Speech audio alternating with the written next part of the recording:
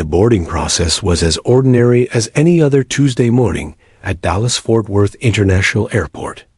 Businessmen hurried through the jet bridge with coffee in one hand and phones in the other. Families struggled to manage bags, snacks, and restless children. Flight 327 to Washington, D.C. was nearly full, bound for a crisp autumn day in the capital. Near the window, in seat 16A, sat an elderly man. His movements were slow but precise, like someone used to discipline rather than age. His gray eyes followed each passenger boarding, quietly observing, taking mental notes as if old habits never died. He wore a weathered brown jacket and a faded baseball cap with small pilot wings stitched above the brim. The fabric looked older than most of the passengers aboard. The flight attendant, Kelly, smiled at him as she passed. "Good morning, sir. Coffee before takeoff?" she offered. He looked up, his voice steady but low. "Black, if you've got it. No sugar." His tone carried authority, not arrogance, just certainty. Kelly couldn't place it, but there was something about him. She noticed his hands as he reached for the cup, scarred across the knuckles, the kind of marks time couldn't smooth. "Traveling for business or pleasure?" she asked politely. He smiled faintly. "Neither. Just closing a chapter, I guess." Before she could respond, a businessman dropped his briefcase 2 rows up, cursing under his breath. The old man's head turned sharply, a reflex so fast it startled Kelly.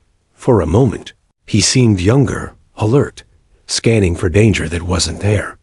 Then, realizing it was nothing, he relaxed again, sipping his coffee like nothing had happened.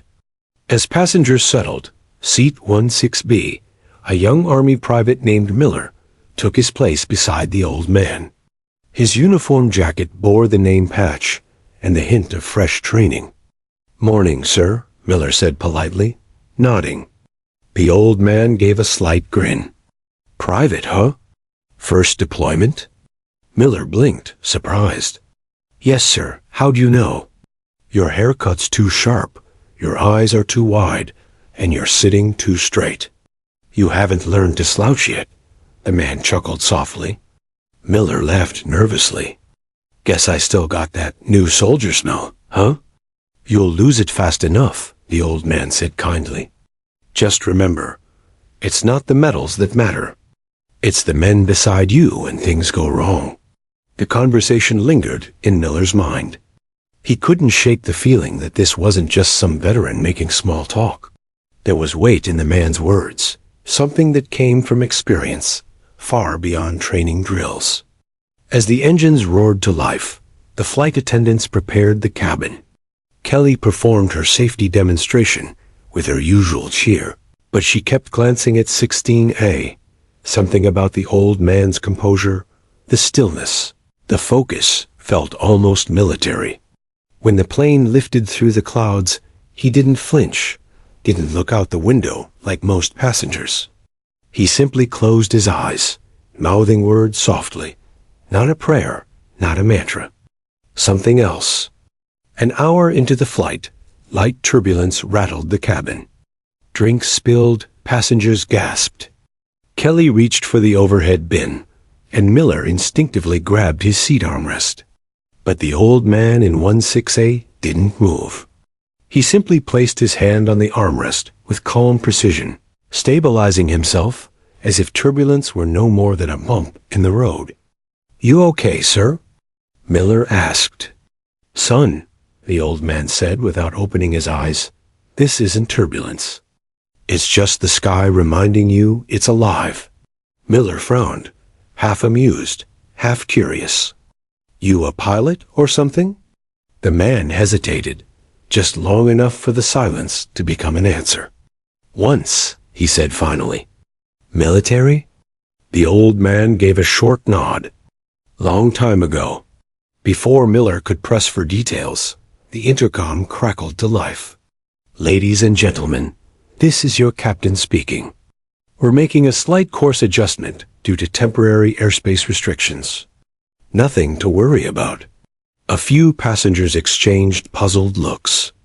Airspace restrictions weren't unusual, but the captain's voice sounded tighter than usual, rehearsed. The old man's eyes opened slowly. He reached for his jacket pocket, pulling out an old silver lighter engraved with the outline of a hawk and a string of numbers. He turned it in his hand, lost in thought. Outside, the clouds thinned and sunlight poured through the cabin. Kelly came down the aisle again, noticing his focus on the lighter. "That's beautiful," she said gently. "Family keepsake?" He looked at her, the faintest trace of a smile forming. "Something like that. Carried it for years. Saved me more than once." "Was it? From your time in service?" she asked, her curiosity gentle but sincere. His expression softened, as if pulled between memory and secrecy. "Some stories aren't mine to tell anymore," he replied. Before Kelly could respond, the intercom came back on, sharper this time. "Ladies and gentlemen, you may notice a pair of aircraft joining us briefly. This is a standard U.S. Air Force procedure. Please remain calm." Murmurs rippled through the cabin. Passengers pressed against the windows, excitement lighting their faces. Miller leaned toward the glass. "Are those F-35s?" the old man interrupted quietly, his eyes narrowing. "Lightning I is. Good machines. Better pilots." Miller turned, astonished. "You can tell from this far?" "I trained their grandfathers," he said flatly. The words slipped out before he could stop himself. Kelly froze mid-step, caught by his tone. Not joking, not proud, just factual. Outside, the twin fighter jets sliced through the air beside them, sleek and silent, keeping perfect formation. The passengers cheered, snapping photos. But the old man didn't look awed. He looked concerned.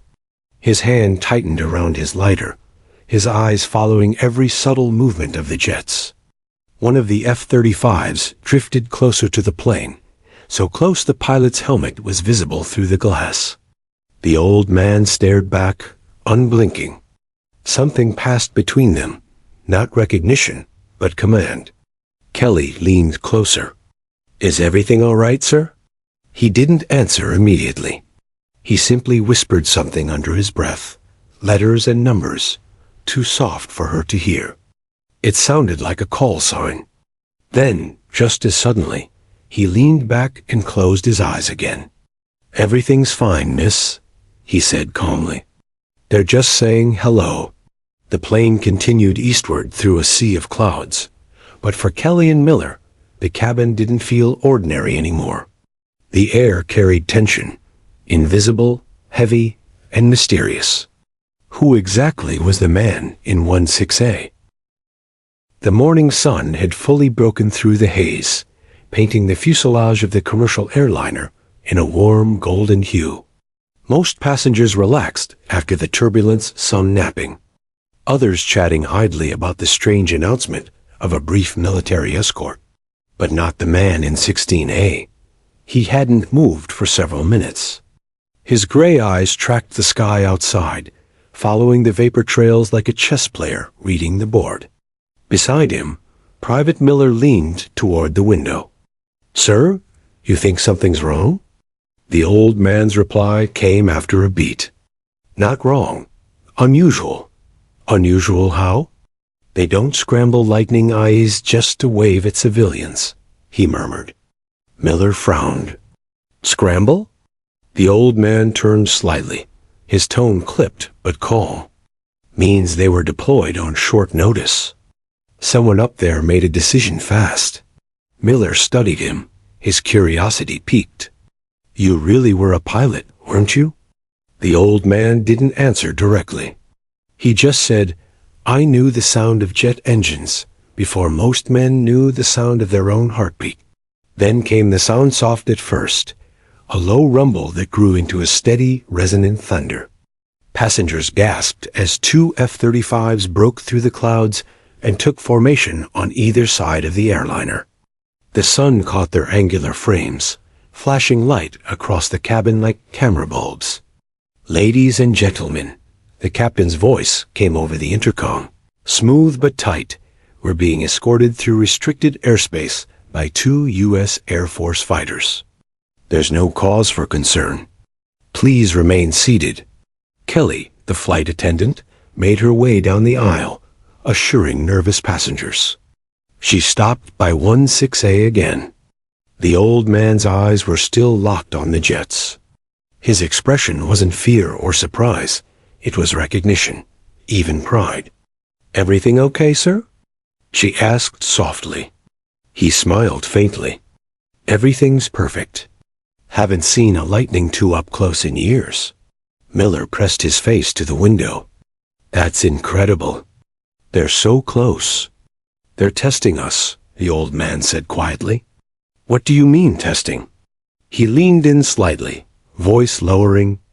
"See how they drift, just off the wingtip? They're verifying, checking passenger heat signatures, trying to get a read. Someone up there thinks this flight carries more than tourists and coffee." Kelly frowned. "Why would they think that?" The old man didn't answer. Instead, he reached into his jacket and retrieved an old pair of aviator sunglasses, sliding them on as if the sunlight itself were calling him back. Inside the left F-35, Captain Aaron Tate, age 32, squinted at his instruments. His HUD displayed the civilian flight number and altitude, but an encrypted message flashed red across his screen. "Reaper 1 potential on board. Confirm presence." Tate frowned. "Reaper 1? That's a joke, right?" he said over the comm. His wingman, Lieutenant Vega, replied, "Negative. Command says the call sign pinged during satellite scan. Supposedly, someone transmitted a frequency tied to that tag." "Impossible," Tate muttered. "Reaper 1's Kia. Been dead for decades." "That's what I thought," Vega said, glancing toward the rows of windows on the passenger jet. "But Command wants eyes on. Visual verification." Tate guided his jet closer, the glass canopy glinting as he lined up with the windows. His gaze moved row by row, then froze. Seat 16A. An elderly man wearing aviators stared straight back at him. No fear, no confusion. Just an unwavering calm. Tate swallowed hard. Something about that gaze hit him, like a memory he didn't own. "Vega," he said quietly. "I think he sees me." Vega laughed nervously. "He's a passenger. Of course he sees you." "No," Tate said, his voice tight. "He sees me. Like he's measuring my altitude." Inside the cabin, Miller noticed the jet moving closer. "Whoa, they're right beside us now." Kelly clutched the overhead rail. That's really close." The old man nodded slightly, muttering under his breath. Miller caught part of it, letters, numbers, rhythmical like coordinates. "What are you saying, sir?" "Nothing you need to worry about, son." He tilted his head, almost imperceptibly. Out the window, the F-35 pilot responded in kind and equally small nod. The young airman in that cockpit didn't even realize he'd done it.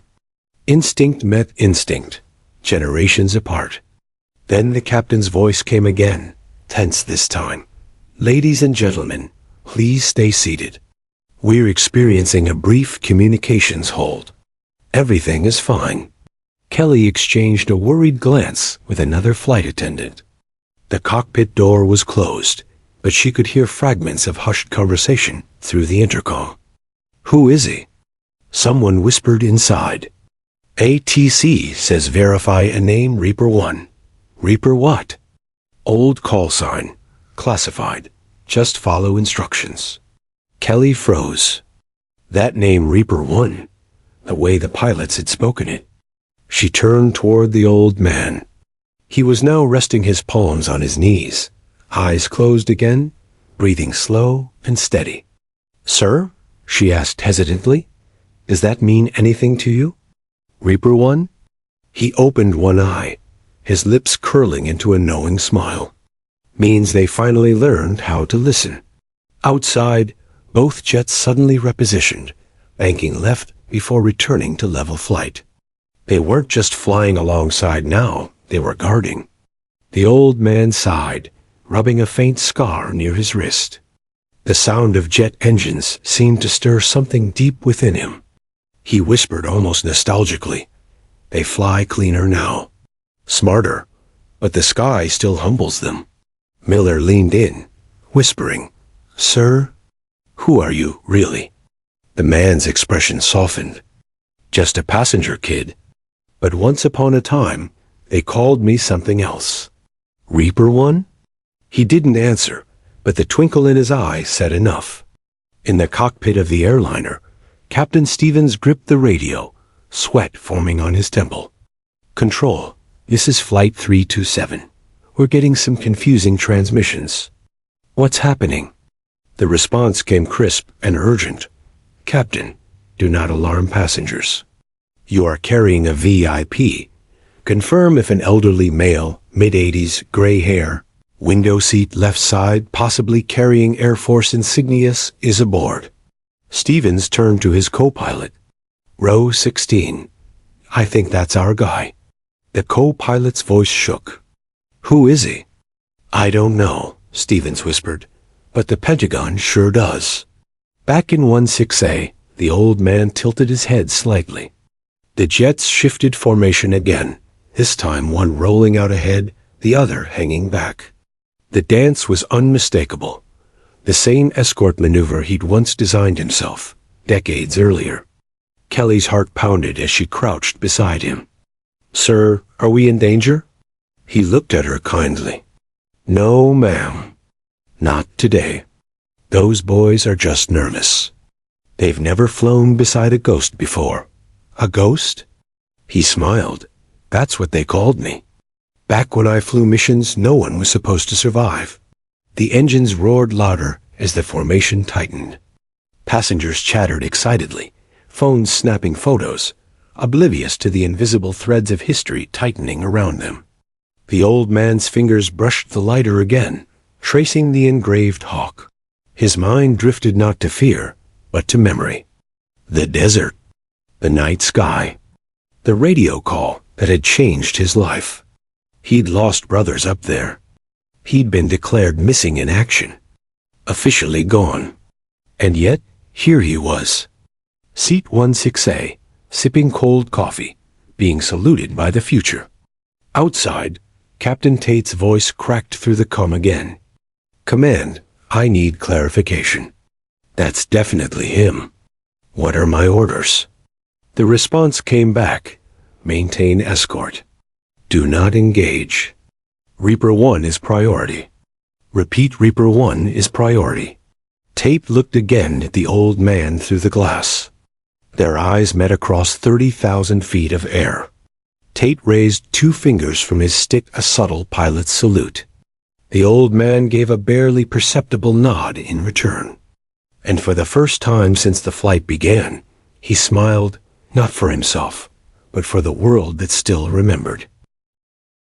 At 30,000 feet, the sky was impossibly clear, a boundless ocean of blue stretching to infinity. But inside 2 cockpits slicing through that ocean, there was unease. Captain Aaron Tate adjusted his oxygen mask, his heart beating just a little too fast. The civilian airliner ahead of him moved steadily, harmlessly, but everything about this escort felt wrong. Escorts didn't happen mid-air without prior coordination, and certainly not because of a ghost from the past. On his comms, the encrypted channel crackled. "Lightning 1, this is Control. Confirmed visual on Reaper 1? Tate exhaled slowly. "Affirmative, Control. Passenger matches description. Elderly male, left side, row 16. He saw us, and acknowledged." There was a pause, filled only by static and engine hum. Then, "Maintain escort. Do not lose visual. Command verification in progress." Tate's wingman, Lieutenant Elena Vega, broke the silence. "Reaper 1? That's an old Cold War call sign. I thought that was just a myth. Not a myth, Tate muttered. My dad used to tell stories about him. Ghost pilot. Supposedly pulled off the impossible in '83, a rescue op over hostile airspace. Saved 7 American pilots. They said his bird went down. Never found. So he's... Vega hesitated. Alive? Looks that way, Tate replied. He glanced at the airliner again, its silver body gleaming in the sunlight. And he's on a commercial flight, wearing sunglasses and drinking coffee like nothing happened. Inside the cabin, Kelly moved slowly down the aisle, pretending to check seatbelts. But her eyes kept returning to seat 16A. The old man hadn't said a word in minutes. His hands were folded over his lap, lighter still resting between his fingers. But there was a quiet authority around him, a weight, as if every breath carried history. She stopped beside him. Sir, the pilots, they seem nervous. Should we be worried? He opened one eye, smiled softly. No, they're not nervous. They're honoring an order they don't fully understand yet. What order? He looked out the window again. To escort a man who shouldn't exist. Kelly's heart skipped. I don't understand. Neither do they, he said simply. In the cockpit of the airliner, Captain Stevens was locked in a secure communication loop with Air Traffic Command. His co-pilot, Ramos, watched the radar nervously. Flight 327, you are carrying a classified passenger. Do not divert, do not engage, maintain heading to Washington National, the voice over the radio instructed. Classified passenger? Stevens echoed. This is a civilian manifest. No VIPs on board. Incorrect, Command interrupted sharply. Passenger in seat 16A, retired Air Force, Special Operations. Call sign Reaper 1. Stevens blinked. That's impossible. That man's. He'd be 90 years old. 88, came the crisp reply. And he still holds the highest combat flight record ever logged in classified archives. You are transporting an American legend. Treat him accordingly. The channel went dead. Ramos stared at the captain, mouth open. Sir, is this real? Like that Reaper one? Stevens rubbed his forehead. I don't know, but whatever's happening, the Pentagon just took control of our flight path. Back in the F-35s, the tension mounted. Tate watched the airliner's contrail stretching out before him. Something in his gut told him this was bigger than anyone had admitted. Control, he called in. Request confirmation.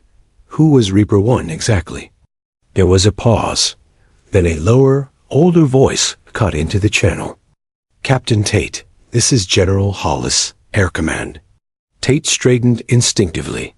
Yes, sir. Your grandfather served under Reaper 1 in '83. You're about to fly beside the man who saved his life. Tate froze, staring through the canopy. Say again, sir. You heard me, son. That man in seat 16A is Colonel Jack Harper. Call sign, Reaper 1. He led Falcon Squadron through Operation Iron Wind, saved 7 pilots. Never came home. Tate swallowed hard. But he's alive. Apparently, Hollis replied. He went dark after his final mission. Rumors said he refused to return, said he'd served his skies. He was declared dead 5 years later. But if he's on that plane, you give him every honor due. Tate's breath caught. For a long moment, he said nothing.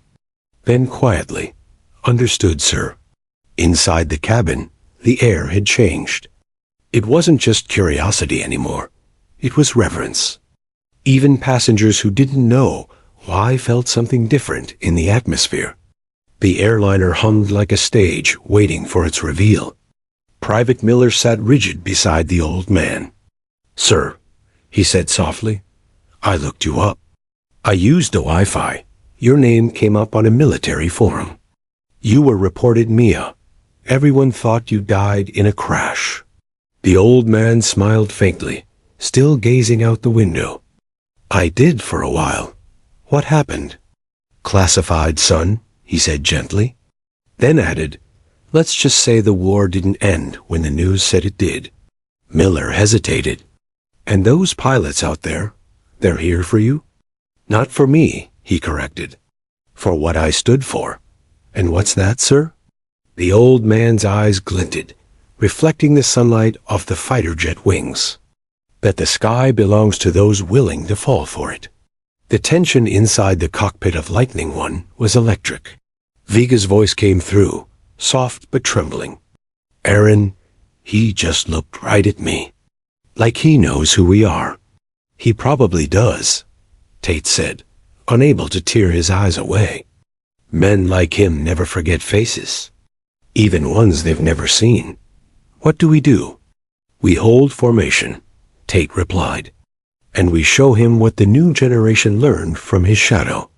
The two jets adjusted, moving into a perfect V pattern, tight, symmetrical, flawless. It was a salute formation, one only used in funerals or ceremonial flights. Inside the cabin, Kelly leaned over to Miller. "Are they changing positions?"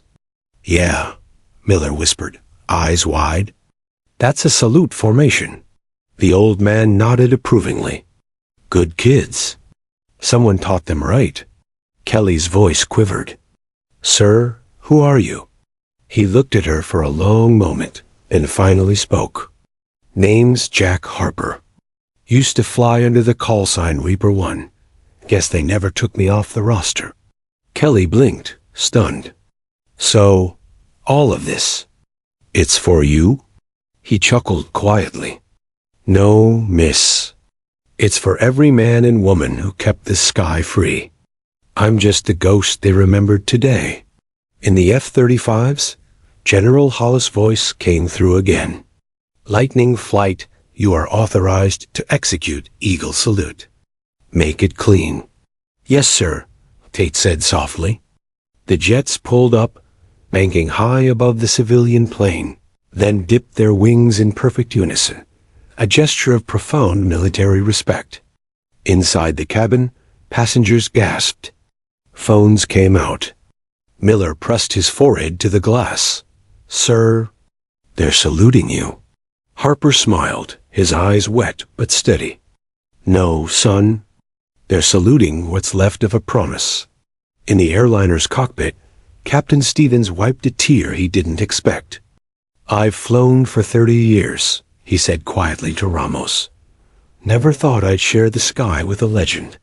Below, the passengers clapped softly, unsure why, only sensing something extraordinary was unfolding above the clouds.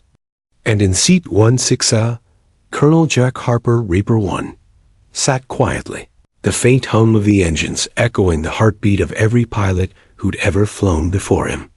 The sky outside seemed to shimmer, brighter than before. For a moment, it felt like heaven itself was saluting back. The two F-35s held perfect formation, their sleek shadows stretching across the silver fuselage of the passenger jet. Inside, passengers were whispering, taking photos, craning their necks toward the windows, but no one truly understood the gravity of what was happening. No one except the man in seat 16A, Colonel Jack Harper, once Reaper One, hadn't moved in minutes. His eyes were fixed on the horizon, where the sunlight flared like the memory of another life. His pulse was calm, steady. But deep inside, something long buried was stirring awake, an instinct, a duty, a voice that once commanded skies. Across the intercom, Captain Stevens' voice trembled slightly. "Ladies and gentlemen, please remain seated. We're experiencing an unscheduled military escort. There's no danger. Repeat, no danger." A murmur rippled through the cabin. The young man beside Jack, Private Miller, leaned closer. "They're calling you Reaper One again on the radio, sir," he said softly. Jack's mouth twitched. "Still using the name. Guess the ghosts don't rest easy." Kelly, the flight attendant, stood near them, trying to keep passengers calm. Her professional smile couldn't hide her curiosity. "Sir, Command wants to speak with you, don't they?" Jack turned his head slightly. "They will." At Air Command, Virginia General Hollis stood in front of a large tactical display. His team of officers and analysts watched as the civilian plane blinked across the screen. Flanked by two F-35s, the atmosphere was tight, electric. "Patch me into Flight 327's cockpit," Hollis ordered. The operator nodded. "Yes, sir." "Secure channel open. Flight 327, this is General Hollis." "Do you copy?" Captain Stevens' voice came through, crackling slightly with static. "Copy, Command. Confirm passenger in seat 16A. "Yes, sir." Elderly male, approximately late 80s. Identified himself as Jack Harper. The room went dead silent. A young technician whispered, "Sir, that can't be. Harper's file is sealed, declared KIA in 1983. Hollis' eyes hardened. "And yet, he's 35,000 feet in the air, heading straight for the Capitol." In the cockpit, Stevens turned in his seat. "Ramos, bring up the PA patch. I want him to talk to Command directly." Ramos nodded, opening a small access channel to the cabin intercom. "Ready, sir." Stevens clicked the button and spoke quietly. "Seat 16A, this is your captain speaking. Command is requesting you identify yourself over a secure line." There was a pause. Then, in a voice calm as a quiet sea, Jack Harper replied, "Understood." Kelly handed him the intercom handset with trembling hands. "It's connected to the cockpit, sir." He took it gently, his fingers steady despite his age. The entire cabin seemed to hold its breath. Even the engines seemed quieter, as if the plane itself knew history was about to speak. "The call sign returns, Command," Harper said into the line, his tone clipped. Precise, the cadence of a soldier who'd never forgotten protocol. "This is Colonel Jack Harper, U.S. Air Force, retired. Call sign Reaper 1. Authentication code Bravo 7 Delta Iron." The silence that followed wasn't just stillness, it was disbelief. In Air Command, Hollis froze. The technicians looked at each other in shock. One officer whispered, "That code." "Sir, it's valid. Classified tier. Only the original Iron Wind pilots had those." "Run a voice print," Hollis barked. A few tense seconds passed. Then a young analyst turned in her seat, her face pale. "Voice match confirmed, 99.9%. "Sir, it's him." The room erupted in murmurs. Hollis felt his throat tighten. "Put me through." "A conversation 40 years in the making, Reaper 1, Hollis said, his voice suddenly softer. "This is General Hollis. We thought you were gone." Harper's faint chuckle came through the speakers. "Most days I thought I was." "Sir, where have you been?" Hollis asked. "Out of the sky. That was the deal I made with myself." The general frowned. "You vanished after Operation Iron Wind. Your last transmission said, 'Mission complete.' Returning to base, then nothing. No radar, no wreckage." Harper's eyes were distant, seeing another lifetime. "My jet took a hit over the Black Sea. Systems dead.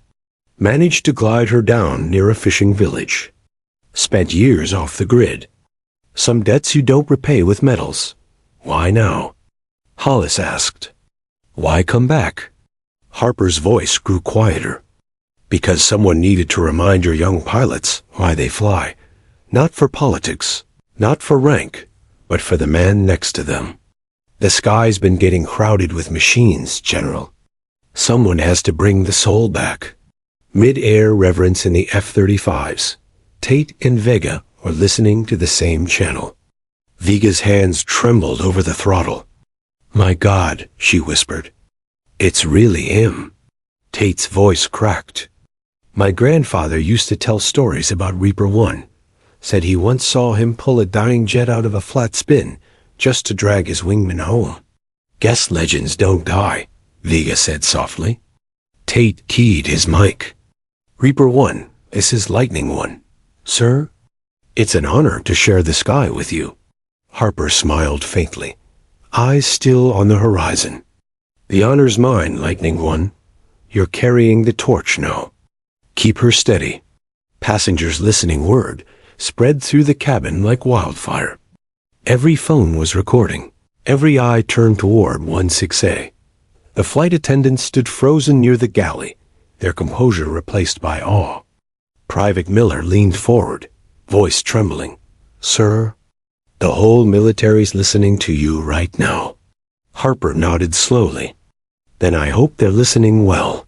He pressed the intercom button again. Control, this is Reaper One. Authorization confirmed. Request you patch this frequency to the pilots currently in escort. A brief pause. Then, affirmative, Reaper One. He switched to the open channel. To all aircraft in vicinity, this is Colonel Jack Harper. You've trained in simulators, flown digital skies. But never forget, every switch, every altitude, every second you spend up here, it's paid for by those who never landed. Treat the sky with respect, and it'll carry you home. The F-35 pilots listened in absolute silence. Some wiped away tears behind their visors. A moment that stopped the world in Air Command, in newsrooms, in Air Force academies across the country. The recording of that transmission spread in seconds. Reaper One speaks. It trended within minutes.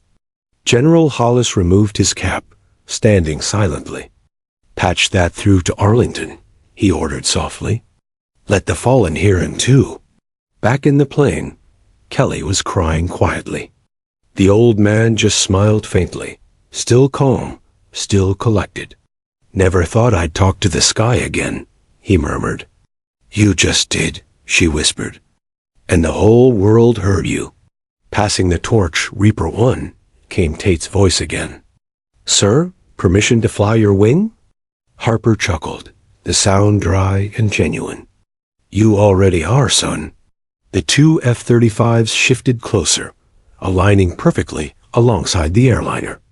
The sun dipped low, painting the clouds gold and red. It looked like heaven's own runway. Lightning flight, Harper said quietly. You take her from here.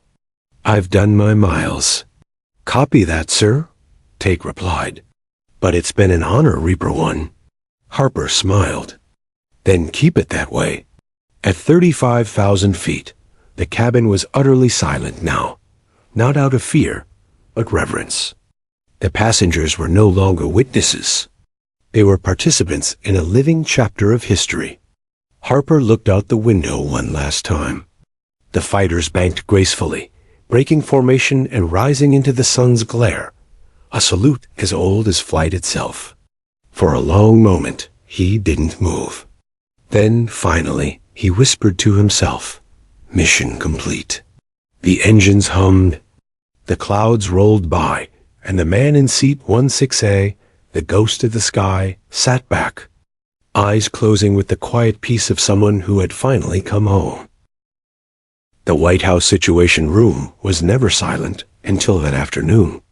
A video feed from Air Command flickered on the main screen, showing the live telemetry of Flight 327. Two F-35s flanked the civilian airliner like guardians, their contrails gleaming against the dusk sky. And through the static, a voice played on repeat, aged, firm, and unmistakably commanding. This is Colonel Jack Harper, U.S. Air Force, retired. Call sign Reaper One. Authorization code Bravo 7 Delta Iron. The analysts in the room had already replayed it a dozen times. Each repetition felt heavier. President Eleanor Whitmore sat at the head of the table, her hands clasped, eyes fixed on the display. You're telling me this man, presumed dead since 1983, just appeared on a commercial flight and identified himself with a still valid clearance code? "Yes, ma'am," General Hollis replied. His uniform looked heavier than usual, his voice lower. The code was cross-checked against Cold War archives. "It's authentic. Only one man ever held that sign. Reaper 1. The president exhaled, leaning back. "Then why is the Pentagon lighting up like a Christmas tree over one old pilot?" Hollis hesitated. "Because, Madam President, the last mission he flew, Operation Iron Wind, was never fully declassified. Even we don't have the whole file." Her eyes narrowed. "Then start talking, General." The secret of Iron Wind. Hollis exchanged a quick glance with the Secretary of Defense before speaking. In 1983, during escalating tensions in Eastern Europe, Harper led a deep cover operation. His squadron was sent to intercept enemy bombers near restricted airspace. But Iron Wind wasn't just an interception. He tapped a button on the table, bringing up old, grainy footage, classified mission logs. His flight carried a payload designed to jam nuclear launch sequences. If the operation failed, we could have faced an all-out war. The president's expression hardened. So he was a deterrent. Yes, a last line of defense. The mission succeeded, but his jet went dark. Officially, he died a hero. Unofficially, Hollis paused. Unofficially, he refused exfil. Said overcomes, the mission isn't over until the sky's quiet. And then he disappeared. And now, she said slowly, he's back in the sky after 42 years. Exactly. Hollis's tone carried awe and unease. And he didn't contact us through any official channel. He used a civilian aircraft. He wanted to be seen. Back in the sky at 35,000 feet, Flight 327 sliced through the amber glow of sunset. The airliner's passengers were quiet now, still processing the miracle they'd just witnessed. Kelly refilled the old man's coffee, her hands trembling slightly. "Sir, the president's been briefed about you," she whispered. Harper smiled faintly, his gaze steady on the clouds ahead. "I suspected she would be." Private Miller leaned closer, whispering, "Sir, why now? Why come back after all these years?" Harper looked at him, the weight of decades behind his eyes. "Because there's a storm coming, son. The kind we used to train for, but no one remembers how to face anymore." Miller frowned. "What do you mean?" "The world's forgotten how close we came last time," Harper said softly. "People think peace just happens. It doesn't. It's flown, fought, and earned every single day. I stayed away because I didn't trust what I'd become. But now," he looked toward the horizon, "now I need them to remember." Air Command receives the data. General Hollis stood over a technician's console as data from the plane streamed in. "Sir," said the young officer, "the old man just activated something. Defined something. Encrypted signal frequency bands, Cold War vintage. Broadcasting from his seat.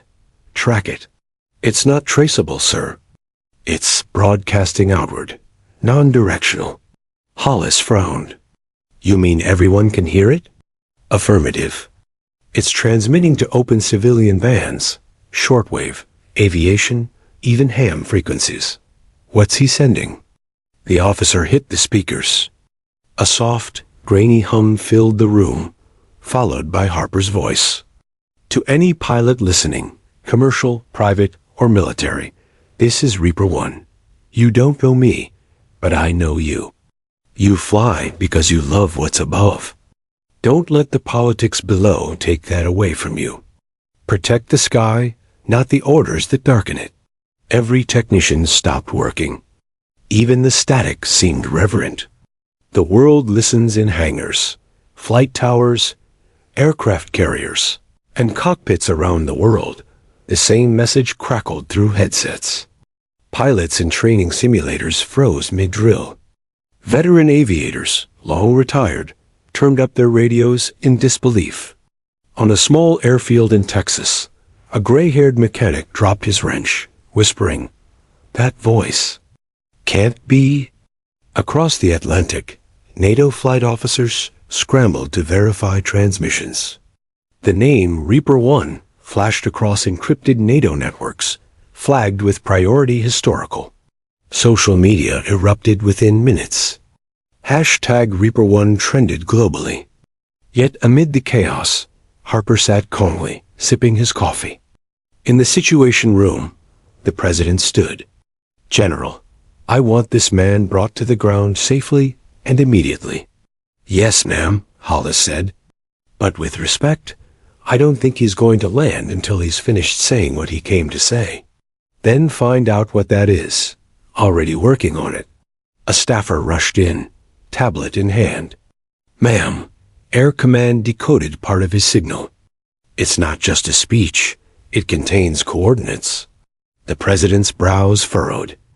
"Coordinates to what?" The staffer swallowed. "To a crash site." His crash site? In the Carpathians. It was sealed by NATO in '83. And there's something else, a secondary code embedded in his message, addressed directly to the President of the United States. The personal message back aboard Flight 327. Harper's transmission continued. His voice softened, carrying both sorrow and pride. "To the Commander-in-Chief, whoever wears that title now, I send you this. The truth is buried where peace began. Don't let history forget the cost. The crash wasn't the end of my mission. It was the start of your era. You owe the quiet skies to those who never saw theirs again." In the Situation Room, silence fell again. The president's eyes glistened. "He's speaking to me." "Yes, ma'am," Hollis said. "And to everyone who flies under your flag." She looked at the display. The man sitting in seat 16A, head tilted toward the sunlight. "I want a secure channel to that plane. Now." The call from the president. A few minutes later, Kelly approached Harper again. "Sir," she said quietly, "the cockpit says you've got a direct line." "To the White House." He raised an eyebrow, then smiled faintly. "Well, that didn't take long." She handed him the handset. "It's the president herself." Harper pressed it to his ear. "Ma'am?" A clear, firm voice replied. "Colonel Harper, this is President Whitmore. The United States owes you an explanation and a welcome home." He smiled. "With respect, ma'am, I didn't come home for me." "Then for who?"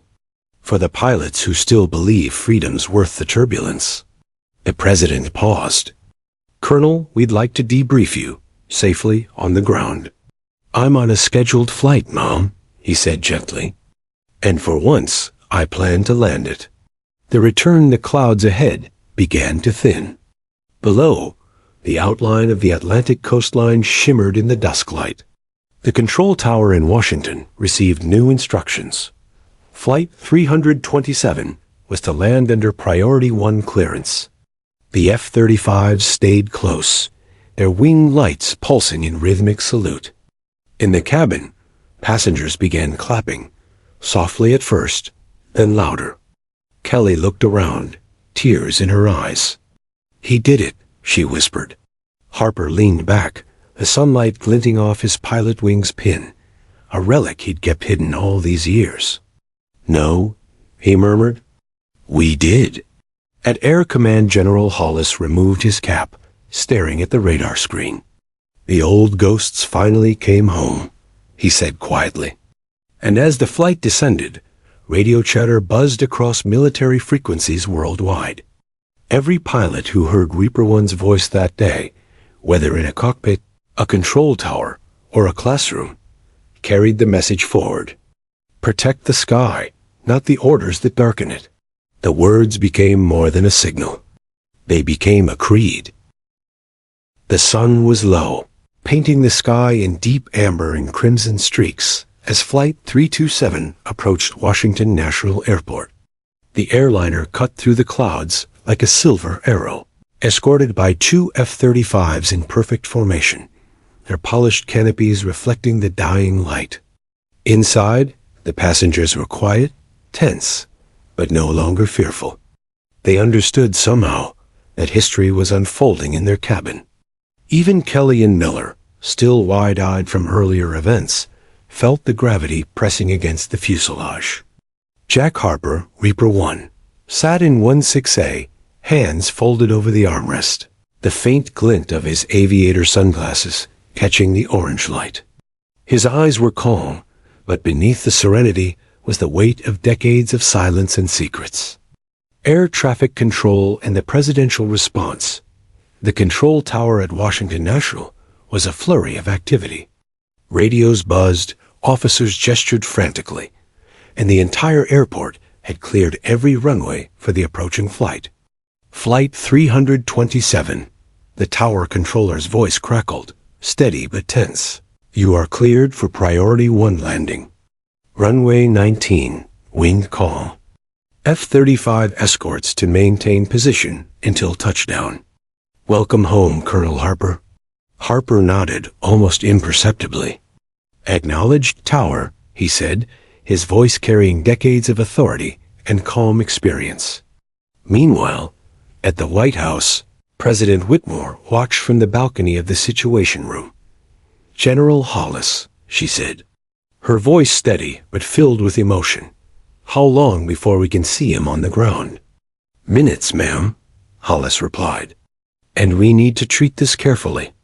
Public exposure has to be controlled, but I suspect we won't need to.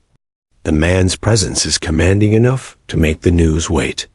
Descending through memories, inside the airliner, Harper's mind drifted to the night of Operation Iron Wind 42 years ago. He remembered the roar of jet engines, the thrill of formation flying, the silence that came when radios failed mid-mission. He had been the last to leave the battlefield. 7 pilots saved, 1 mission compromised, and the world told everyone he was dead. But for decades, he had carried the sky in his chest, refusing to let it fade. As the landing gear lowered and the plane slowed, Harper inhaled deeply. Every fiber of him remembered what it felt like to return after a dangerous sortie. Only this time, he wasn't returning to combat. He was returning to acknowledgement, to justice, and to the country that had waited for him. The F-35 escort Captain Tate and Lieutenant Vega flanked the airliner closely, their movements precise, flawless. They were acutely aware of the weight of their passenger's presence. You realize we're escorting a legend? Vega whispered through the comms. I know, Tate replied. And he's alive. Both pilots maintained formation as the runway came into view. The jet engine's roar melded with the hum of the airliner, a symphony of decades of flight. As they neared the runway, Tate dipped his wings slightly in salute, a gesture he had learned in simulators, but had never performed in reality until now. Harper's hand brushed against his armrest as if he felt it. Good kids, he murmured under his breath. Touchdown Flight 327's wheels kissed the tarmac smoothly. A hush fell over the cabin. Passengers clapped softly, unsure why, but compelled by instinct. Kelly's hand flew to her mouth in awe, and Miller leaned forward, wide-eyed. The F-35s pulled up, hovering in a ceremonial brake formation, engines humming a controlled, respectful cadence. On the tarmac, military personnel lined up in silent salute. Photographers were kept at bay, but cameras in strategic positions recorded every moment. Harper removed his sunglasses, his gray eyes sweeping across the runway, the salute, the organized chaos of recognition. His lips curled into the faintest of smiles. He had returned, and he was still the Reaper One the world had once feared lost. First steps after decades, the cabin door opened, and the jet bridge extended. Harper stood slowly, his frame steady despite age, his shoulders squared with the pride of someone who had returned not just alive, but triumphant in dignity. Miller and Kelly moved behind him, careful to maintain a respectful distance. Sir, welcome back, Miller said softly. Harper nodded at him, eyes meeting the young man's. Thank you, son. Remember, the sky doesn't belong to any one man. It belongs to those who guard it faithfully. Outside, General Hollis approached, his expression somber and awed. Colonel Harper. Sir, welcome home. The President requested your immediate briefing. Harper gave a brief nod. Lead the way. The presidential greeting. The President waited in a secure area adjacent to the tarmac. When Harper entered, she extended her hand. Colonel Harper, she said, her voice firm yet reverent. It is an honor to meet the man who never truly left our skies. Harper shook her hand briefly. Ma'am, the honor is mine, but I came back for the pilots flying above our heads. They needed to hear it. They needed to remember why they fly. She studied him carefully. We thought you were gone forever. And now you're here. Why choose today? Why this flight? Harper's eyes shifted toward the sky. Because the world forgets too easily. Someone has to remind them what it costs to keep peace. Hollis, standing to the side, nodded in agreement. And you did just that, mid-flight, over the Atlantic, with everyone listening. Harper smiled faintly. Sometimes the sky has to speak louder than words on paper. The revelation of the past. Once inside the secure briefing room, Harper and the President sat down with General Hollis and top military officials. Declassified files were laid out. Operation Iron Wind, the missing aircraft, and the encrypted codes that had remained secret for 40 years. The crash site coordinates in the Carpathians, Harper began, were intentionally sealed. The world had to believe I was gone. But the mission was never over. The pilots I saved had to know, and the world had to remember that freedom is paid for by those who never land. The President absorbed every word. Colonel, why now? Why reveal yourself in this manner? Harper leaned back. Because it was time for the living to know. Time for the young pilots to see the legacy they inherited. Time for the sky to be honored, not just remembered. A nation watches across America. Television networks broadcast the live landing and briefing. Social media erupted in awe. Pilots old and young shared stories of Reaper One. Tributes poured in. For a moment, the nation paused, not to celebrate politics or victories, but to honor courage, skill, and decades of silent sacrifice. Harper's message continued to resonate. The sky belongs to those willing to fall for it. Protect it. Respect it. Honor those who went before you. Reflection. As the sun finally dipped below the horizon, casting the nation in a golden glow, Harper stepped outside, looking up at the sky.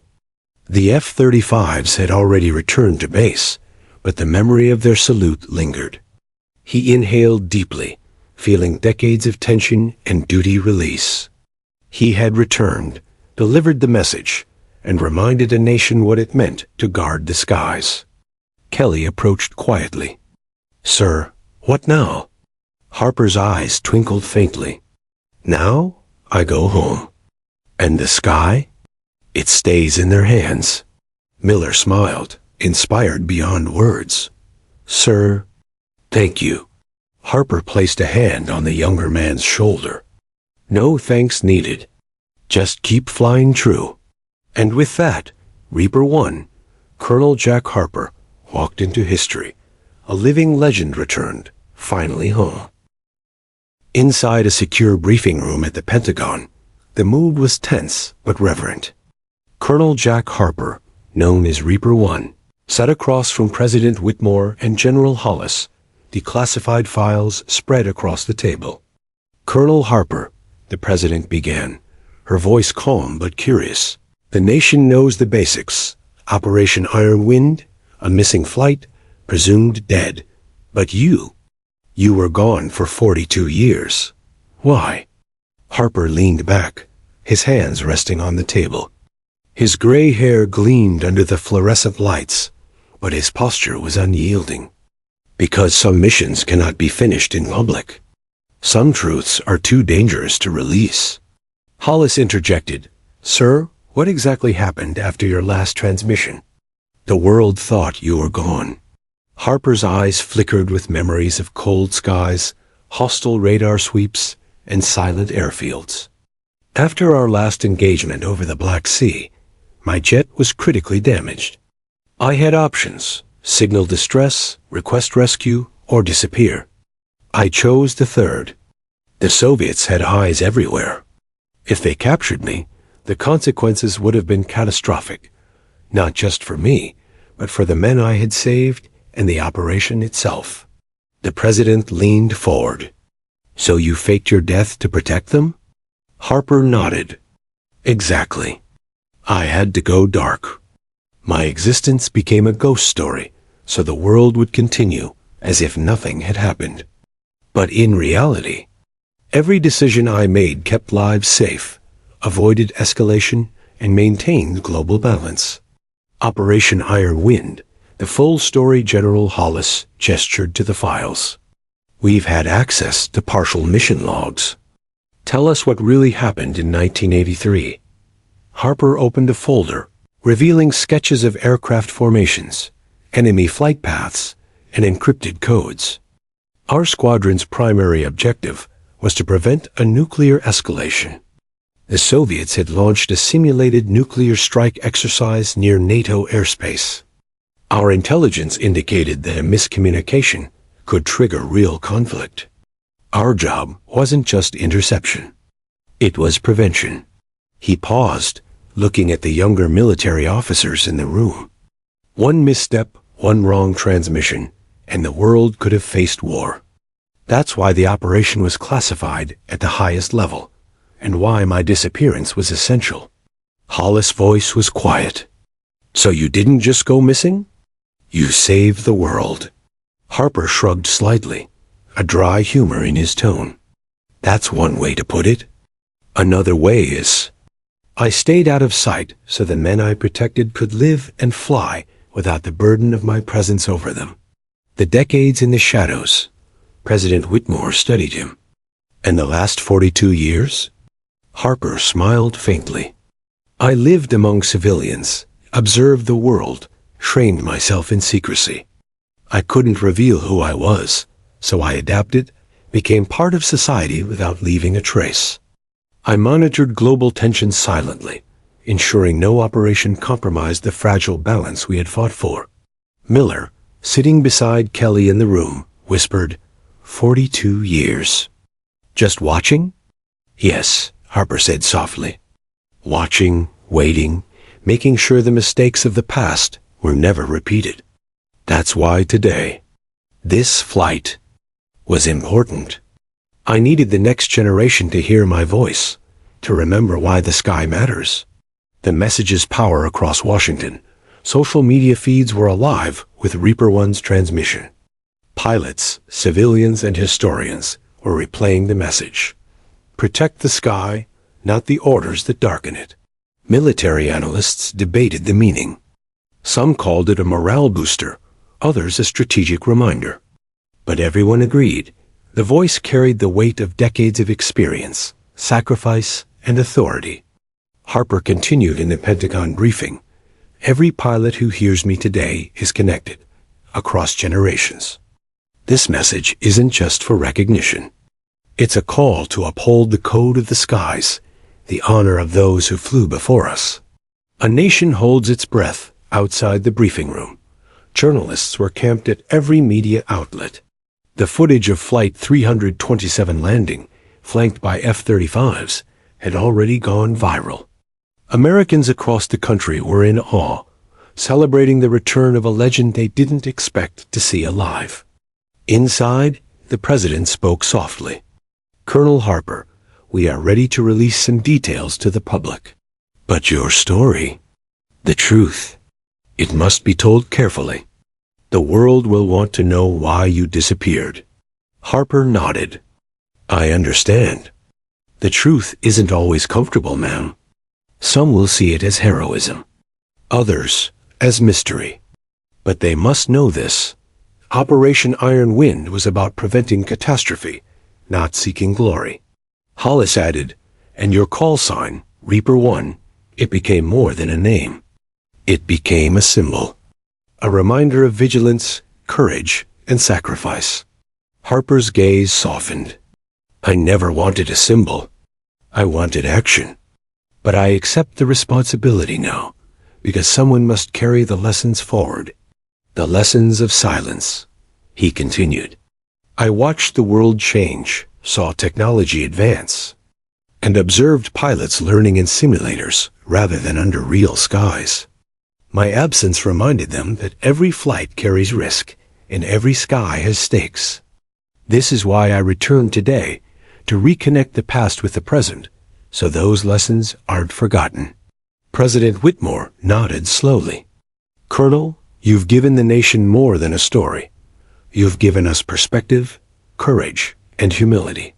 Your message. It's more important than any report or briefing could ever be. Harper looked down at the files, then up at the president. I hope so, ma'am. I hope the young pilots understand that what they do every day matters more than medals, rankings, or orders. It matters for the world above them. The emotional resonance Miller, still seated quietly, whispered to Kelly.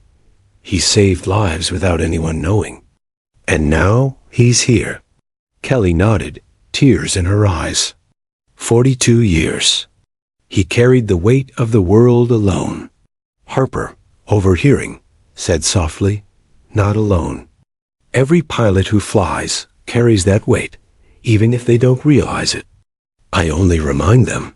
The room was silent for a moment, every listener absorbing the depth of decades spent in unseen service, and the courage it takes to remain a ghost for the sake of the world. Public acknowledgement. The Pentagon released a controlled statement hours later. Colonel Jack Harper, U.S. Air Force, RET, known by the call sign Reaper 1, has returned after a classified operation spanning 4 decades. His service prevented potential global escalation and ensured the safety of countless lives. Colonel Harper's actions exemplify the courage and vigilance of American aviators.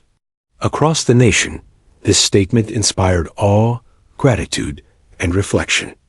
Veterans shared stories of Reaper 1's legendary exploits. Young pilots studied the landing footage and communications, realizing that true heroism sometimes operates silently. Reconnecting with the present, Harper finally stood, stretching lightly after decades of living quietly. I'm done hiding, he said to Hollis. But I will continue to watch, to mentor, to guide when needed. The sky deserves that much. The president stepped forward. Colonel Harper, on behalf of the United States, thank you. Your service, your sacrifice, and your silence. They define the finest ideals of this nation. Harper bowed his head subtly. I did what I had to do.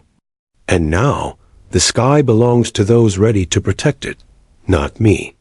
Passing the torch outside the Pentagon, a fresh generation of pilots watched the footage on monitors. Captain Tate, Lieutenant Vega, and others understood the message fully now. The legacy of Reaper 1 wasn't just history, it was a living creed.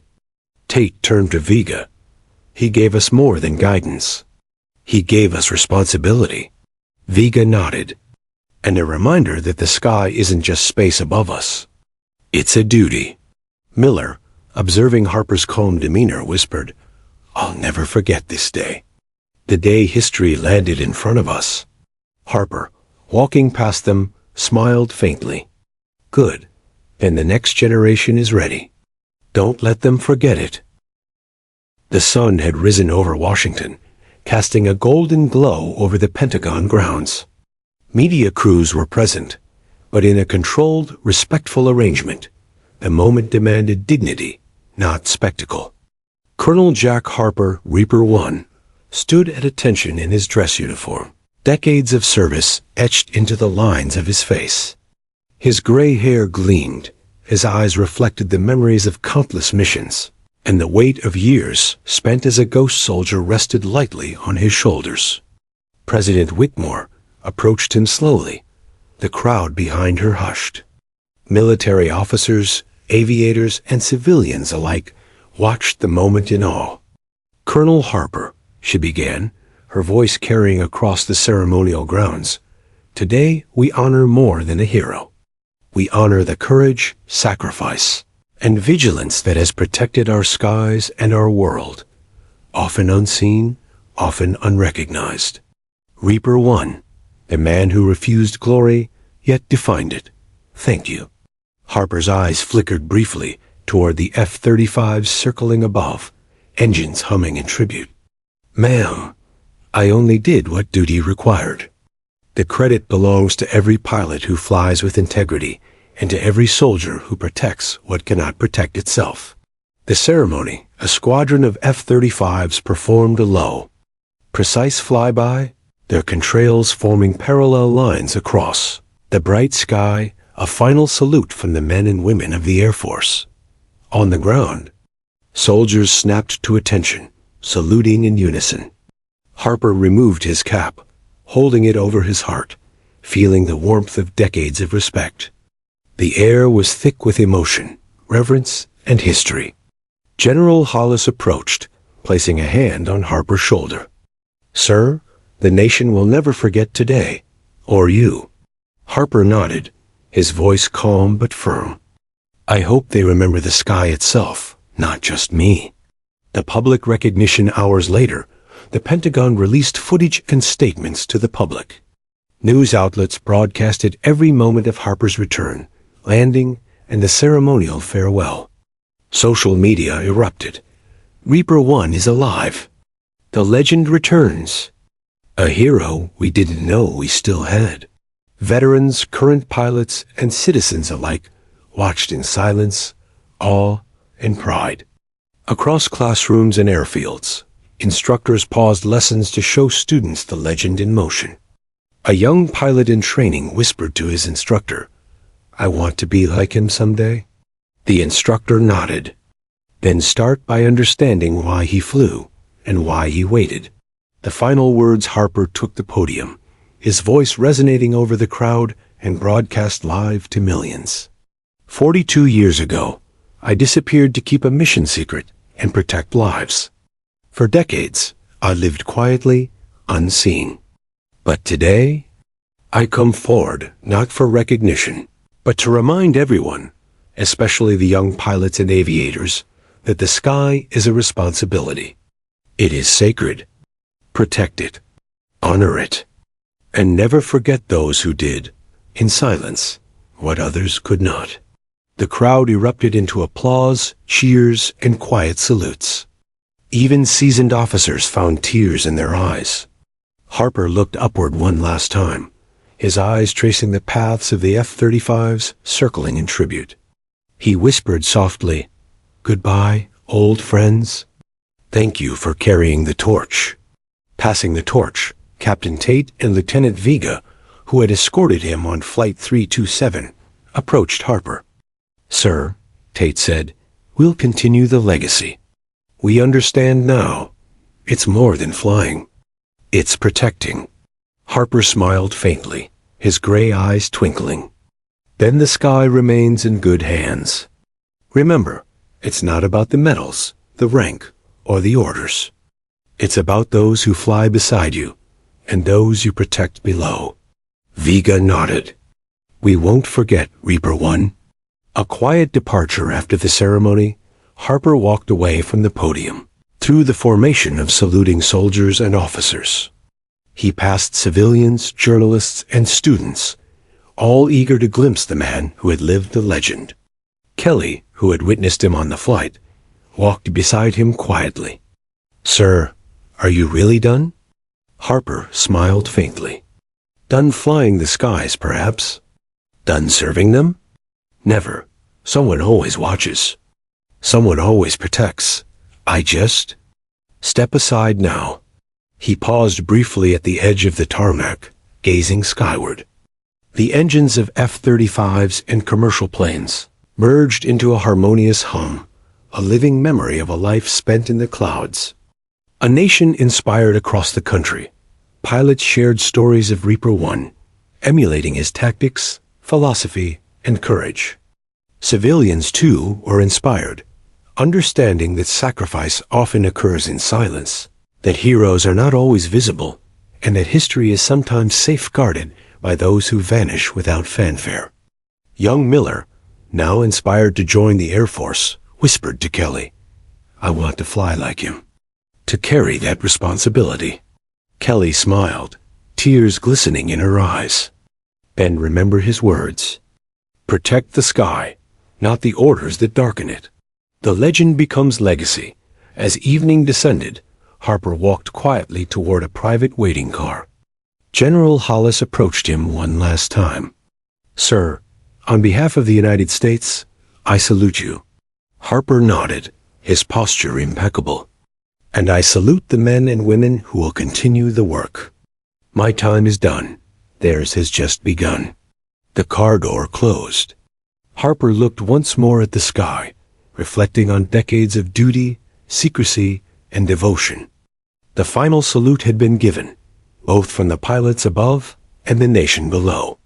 And in that moment, a nation knew it had witnessed history. Not the history written in textbooks, medals, or speeches, but the living, breathing history of Reaper One, a man who returned from the shadows to remind everyone what true courage looks like.